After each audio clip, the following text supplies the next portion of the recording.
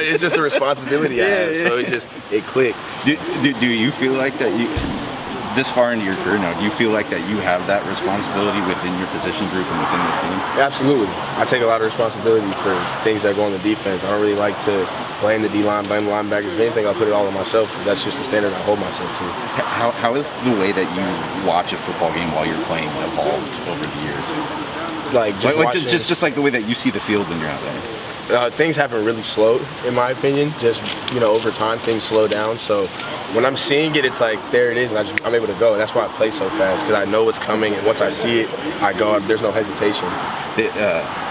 He was saying that you're a pretty active participant when you guys are in the film room, not just like taking it from the coaches, but then offering like what you've seen as well. Like, when did you start to kind of feel comfortable doing that kind of aspect of things? Last year. Yeah. Last year is when I just really felt like I took that step of being the vocal leader as well as having my performances on the field as well. So just guys who come before me who are like that, from Ugo, Javon, just that's how things were before. So just enforcing all that and taking it a step further.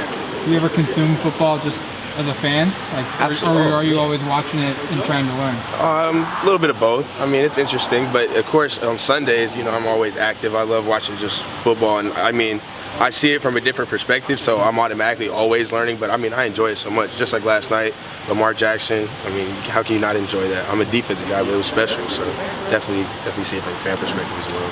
How has having the podcast kind of helped you just refine your style of leadership? Because, you go on something like that, now you can work on vocalizing what you're seeing on tape. I'd imagine that translates a little bit when you actually go into the film room and you're able to maybe talk and verbalize through these things with your teammates maybe a little better because of that. It's a couple of things. I would say, of course, watching football and hearing how broadcasters see things, from the Troy Aikmans, Tony Romo's, guys who've played, my dad being a coach as well, and then just the interest I have in it. So it's easy for me to regurgitate information, and I watch so much film. I watch NFL film as well.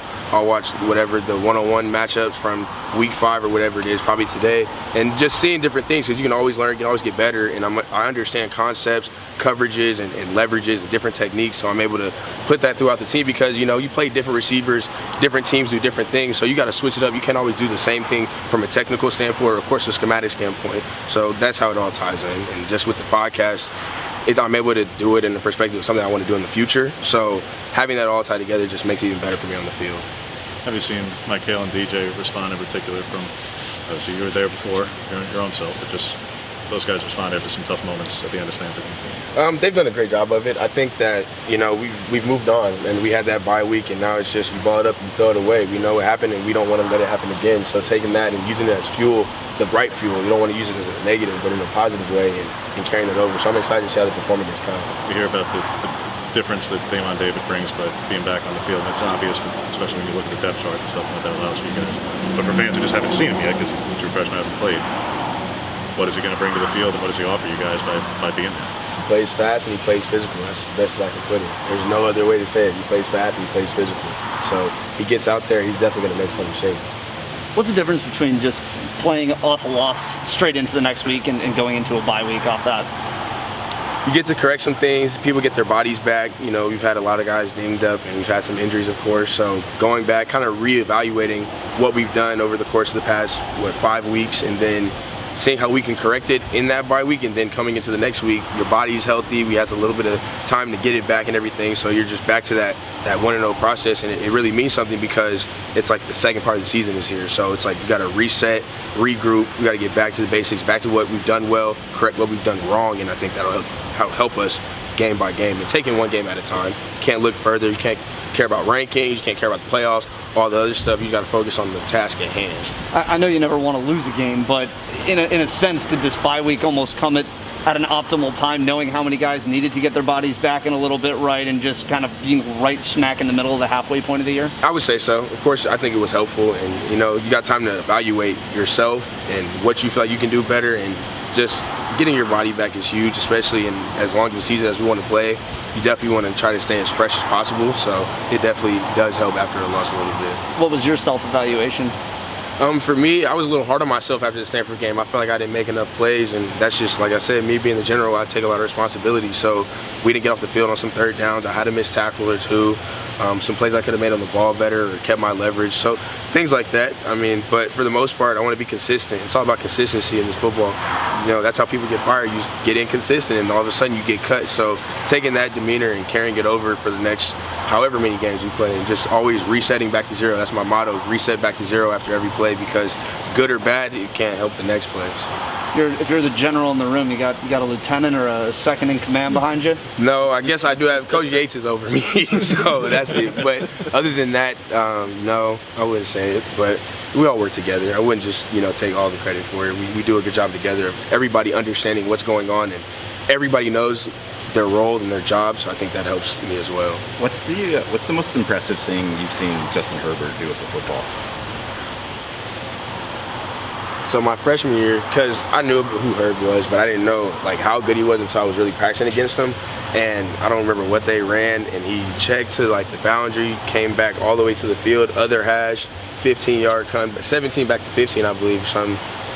Come back on the line, perfect ball, right to the upfield shoulder. It was beautiful, and right then and there, I said, he's special.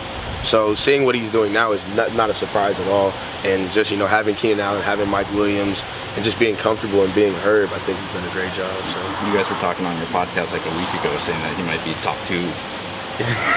Some people are gonna get mad about that. Honestly, I'm gonna just say check into the next episode, because we are gonna discuss quarterback play right now. When you guys are on the podcast, I know a big thing that you and Trevor kind of try to do and talk about is change the discourse of how people talk about football and talk about players.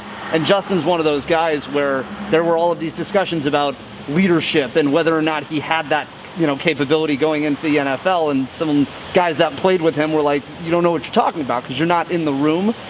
When you look at the success he has now, how much do you think a subject like that goes towards changing the discussion about how we as media talk about players, talk about guys, when it comes to that intangible factor that you guys see that maybe we don't when we're not seeing practice?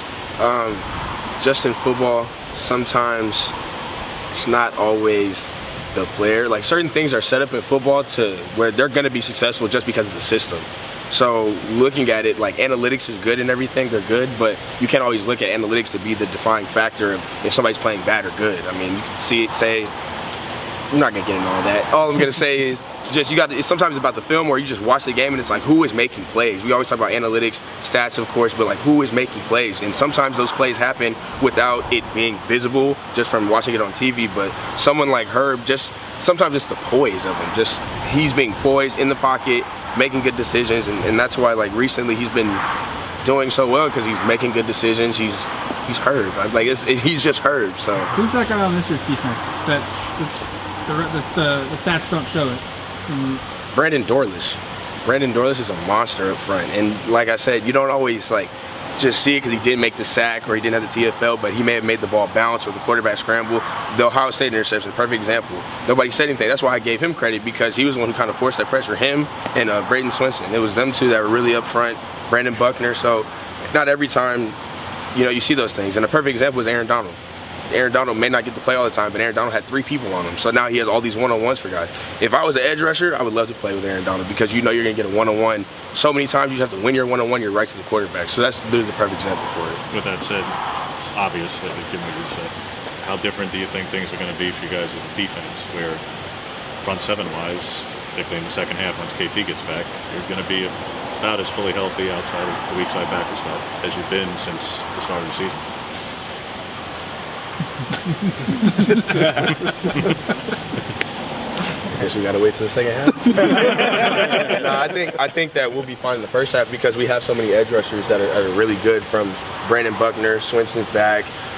You have Dorless, you have Keon, who's been playing really well. It's another person that hasn't been really talked about a lot. Keon's been doing a phenomenal job. You have Trevin Mike. We have so many guys. So of course KT's a big factor, but at the same time, it's we're gonna start from the very beginning, from the first snap, getting pressure and doing what we do. We talked a lot about the podcast. Are you setting up for a career in media maybe after your playing days are over? Absolutely. Absolutely. Coming for our jobs. Thank you. All right.